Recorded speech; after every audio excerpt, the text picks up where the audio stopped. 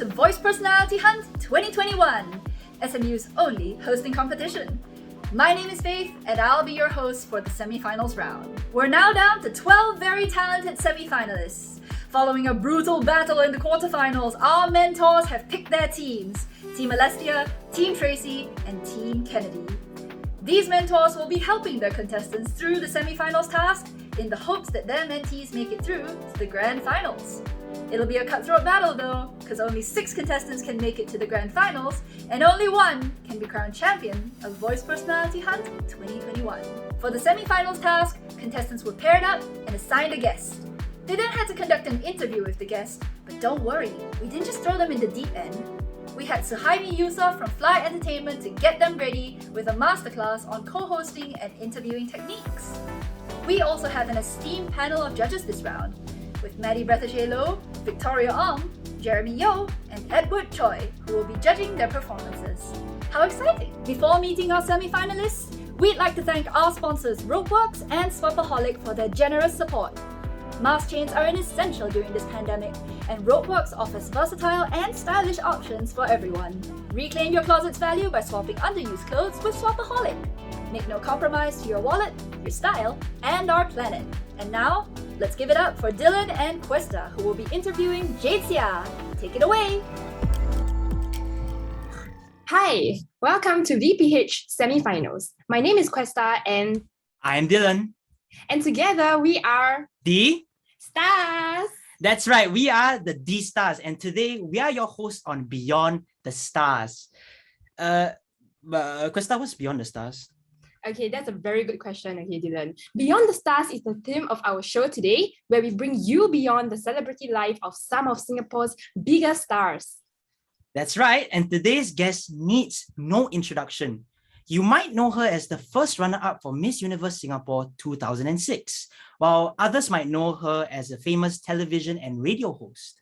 Oh, but then I thought I saw her more on social media. I thought she was more of a social media influencer because I saw her on TikTok, Instagram, and even YouTube. Well, good news for you, Questa, because she is all of those things and even more. Our guest today is none other than Miss Jade Seah. Let's give Jade a nice welcome. Hello, Jade. Hi, Jade. Please come on now, yes. Hello, Jade. Oh, Jade, just to confirm, are you there? Just to double confirm. Wait, is it like we are not enthusiastic enough? I think we have to be more into. I think we need to maybe try to summon her more. Hello, Jade. Hello, Jade. Please come on. Please unmute yourself and on your camera. It looks like there's a little bit of an issue right now. I don't think Jade might be hearing us right now. I suppose we can try again. Okay, let's try one last time, all right? Of course. Jade, are you there? Hello, Jade. Welcome, Jade. Hi, Jade. Looks like there's a bit of an issue. Well, this was quite unexpected. Oh! Hey guys, sorry, there a bit of a technical issue. Hi. Oh, no Okay, worries. Jade. No worry at all, Jade. Yes, Jade, a warm welcome to Beyond the Stars. How are you feeling today? Good. Thank you very much for having me. It's nice to catch up with freshies. I think you guys are freshies and SMU students. I like to think it's not so long ago. Actually, it's quite long ago. But I like to think it's not that long ago that I was a student too. At least it doesn't feel that long ago for me. I see. Well, I guess it's no secret that we are freshies, and it's also no secret that you are one of Singapore's biggest media personalities. But today on Beyond the Stars, we like to go beyond your life as a star and talk about some things that our audience might not know. Okay. Yes, so what better way to start than with a fun fact? So did you know that Jade is actually a star very close to home? Close to home, like what? Pasir Ris?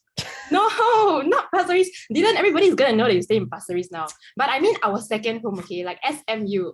So Jade was actually once an SMU student just like us, and she represented SMU in many, many ways, including being an SMU ambassador, a competitive level netball player, a wakeboarder, and even an MC for SMUBE. Wow, Jade, you've definitely had this really colorful experience. And that, I guess, leads us to our first question. Out of all these experiences you had, which one would you say was the most fun or the most silly? Wow, to be honest, I feel like when you say it like that, I realized that my uni life was really quite colorful and I don't even know how I managed to study, to be really honest. I have to say, I really like them all. Sports has always been my first thing. So I've always been into the sporting side of things, like netball, wakeboarding, even running and stuff. That's always been my thing. The part about BE was very random, right? You must understand, I was the third batch of students, and my friends would organize random events. So it was quite fun in a way. There were a lot of like startup CCAs then, right? So then they would have a startup CCA, like, hey, can you help us to like MC this event? And it's very random. And I'm like, what do you want to do? It's like, oh, we have like a contest or a giveaway, just need to interview someone. And that's honestly how I started.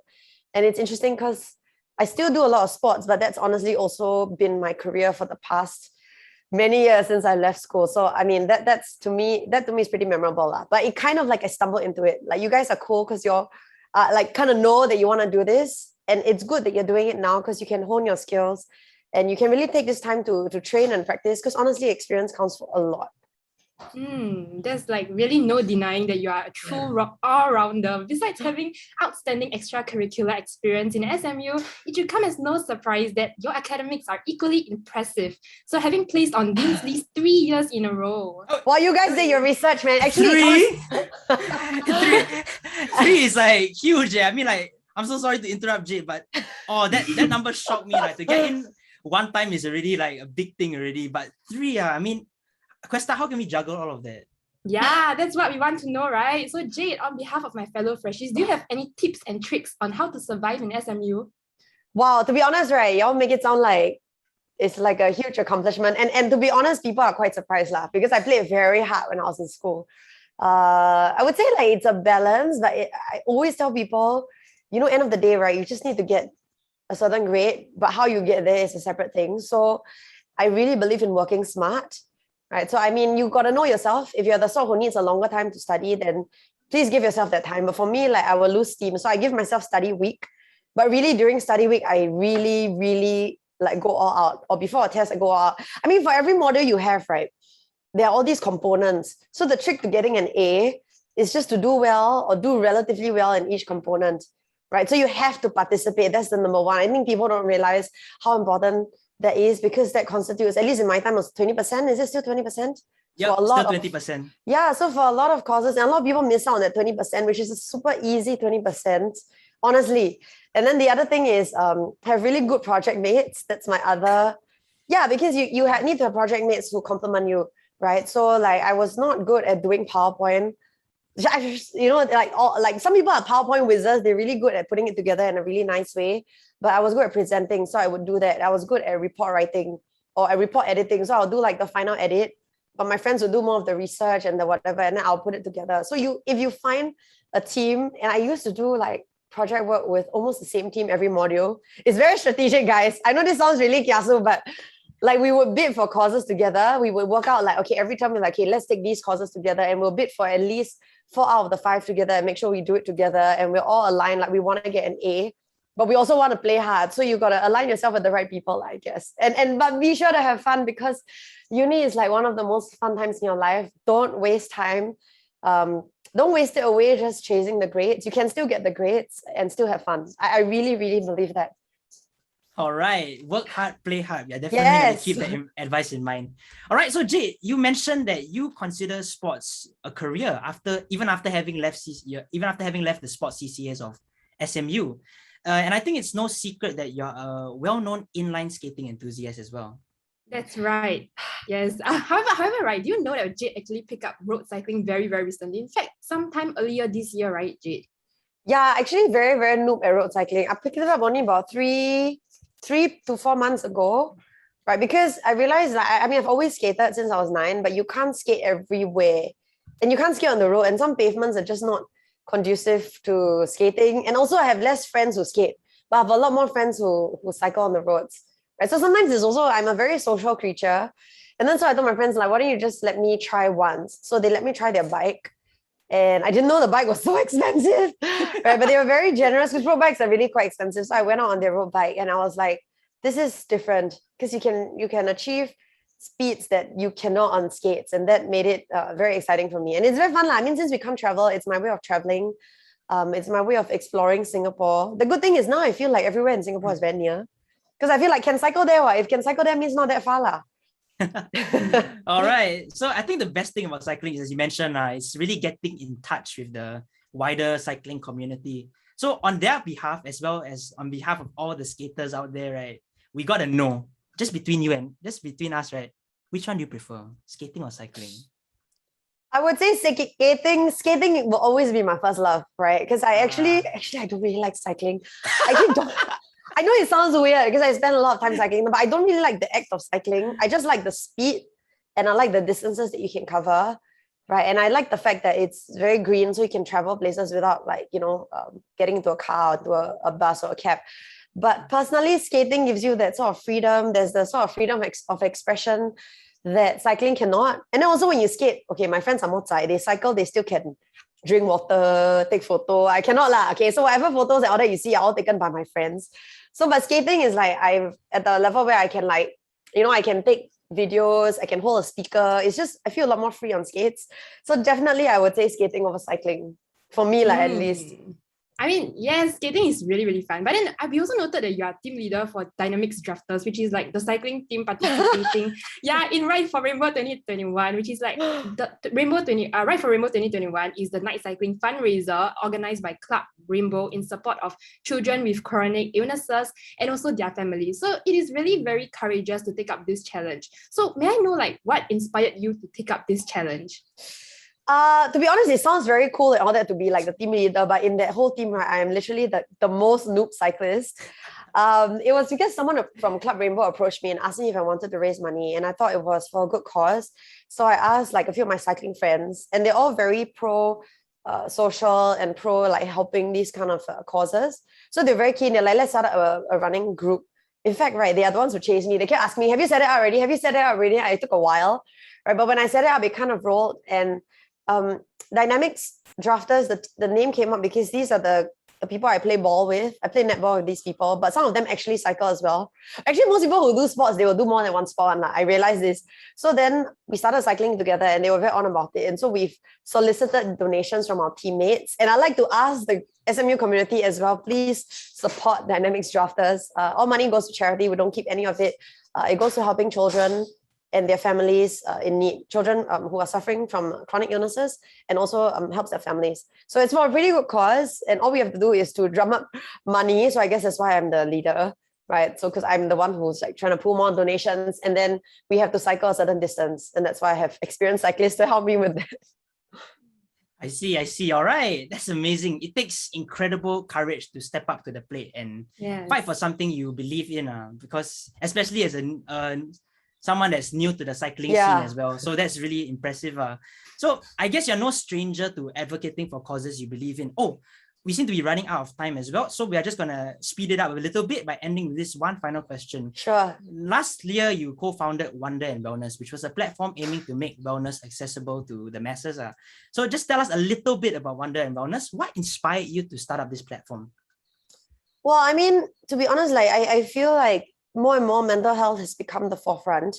And since graduating with a diploma in applied positive psychology, together with Sheila Sim, we both said we wanted to do more for people, because both of us get a lot of DMs from strangers actually, or just people who follow us asking for help. And I guess we wanted to serve the community in a bigger way, right? So Wonder and Wellness came from that. And the whole goal was to do workshops. It was more physical workshops, but now it's some of it is online. We do some physical stuff where we help people just live a happier and more fulfilled life. A lot of it really is a rewiring of the brain, but a lot of it is also stuff that you can do. So I want to marry that with my love for physical sports, because that's a very big part of being mentally healthy, right? It's also to be physically healthy and active. And so that's how it came about. And we just hope to be able to spread that message hopefully in time to more people. Yes, that's really, really inspiring and awesome, and super awesome. And with that, we would like to take this opportunity to thank Jade for being here with us today on Beyond the Stars. Thank you so much, Jade. Thank you. All right. So with that, to our beloved audience, we hope you got to know a little bit more about Jade. And thank you so much for joining us today. Once again, I'm Dylan. And I'm Questa. And together we are the Star. Thank you so much, everyone. Bye-bye. Thank you. Well done, Dylan and Questa. Thank you so much for that wonderful performance. I enjoyed myself, and here's what I like to say. I really love both your energy and fun personalities. What I will work on would be, well, for Dylan, camera angle and your gesture. There was a lot of like the pointing, the hip hop or rapper thing. As for Questa, I'll be mindful of my pronunciation. I am really not sure about your team name.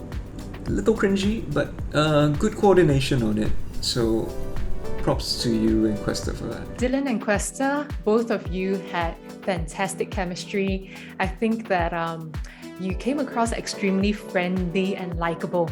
So you refer to each other by name often, and I think that's a very nice thing to hear, so that rapport is strong. The two of you were very unprepared for Jade not appearing. I think when that kind of thing happens, definitely understand that it's a technical issue, right? So there obviously is a producer or someone to handle it for you. So don't worry, you don't have to, maybe we're not being happy enough, or Jade, let's go, come on, turn on your camera. However, I did think that the two of you were very engaging, it felt very TV. Yeah, it felt very good for TV. The two of you were very bubbly and like high energy, which was very nice to watch.